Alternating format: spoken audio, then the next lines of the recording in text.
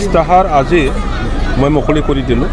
হাগ্ৰামা মহিলাৰী দেৱে ইনষ্ট্ৰাকশ্যন দিছে যে গোসাঁই নিচিনা এই কমিউনিটি হলক গোটেই এৰিয়াৰ মানুহ আমাৰ দলীয় নেতাসকলক লৈ পেলাই আৰু যিমান বি পি এফ দলে আগন্তুক দিনত কি কাম কৰিব নকৰিব গোটেই উল্লেখ কৰা হৈছে। স্পেচিফিকেলি যদি ক'ব লগা হয় আমাৰ ট্ৰাইবেল ইছ্যু আদিবাসী আৰু ৰাজবংশীসকলৰ ট্ৰাইবেল এছটিকৰণৰ কথাটো ইয়াতে ক্লিয়াৰলি লিখা দিয়া হৈছে যে বি পি এফ দলে সমৰ্থন জনাই ইয়াৰ কাৰণে কাম কৰিব।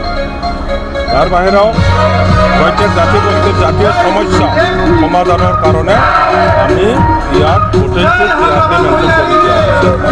আৰু ভাৰত চৰকাৰে যিটো চিন্তা কৰিছে মহিলাসকলৰ কাৰণে পলিটিকেল 33% যিটো ৰিজাৰ্ভেশ্যনৰ কথা সেইটো আমি সমৰ্থন কৰোঁ আৰু সেই হিচাপে ইস্তাহাৰত মেনশ্যন কৰা হৈছে।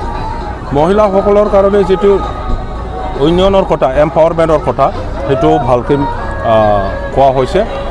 আৰু আশা কৰ্মী ৰান্ধনী আৰু অংগনবাদী ৱাৰ্কাৰসকলৰ কাৰণে সিহঁতৰ বেতন বঢ়োৱাৰ কথা তাতে ক্লিয়াৰলি মেনশ্যন কৰা হৈছে। তাৰ বাহিৰেও অঞ্চলৰ বিভিন্ন আন্তঃগাঁথনি নিৰ্মাণৰ কথা আমি উল্লেখ কৰিছোঁ। ইয়াৰ মাজত বিশেষকৈ উল্টাপানী আৰু সৰলপাৰা এলেকাত যি কাৰেণ্টৰ অভাৱ এতিয়াও কাৰেণ্ট নাই, এই কাৰেণ্টটো বি পি এফ দলে যেনে প্ৰকাৰে আমি তাতে কাৰেণ্ট দিয়াৰ ব্যৱস্থা কৰিম বুলি আমাৰ প্ৰতিশ্ৰুতি আছে। তো তেনেকুৱা বহুতো মেজৰ বি টি চিৰ অৰ্থনৈতিক আন্তঃগাঁথনি নিৰ্মাণৰ কথা আমি মেনশ্যন কৰিছোঁ। অসমৰ বাহিৰতো আপোনালোকে উল্লেখ কৰা আছে কিছু ডেভেলপমেণ্টৰ কাম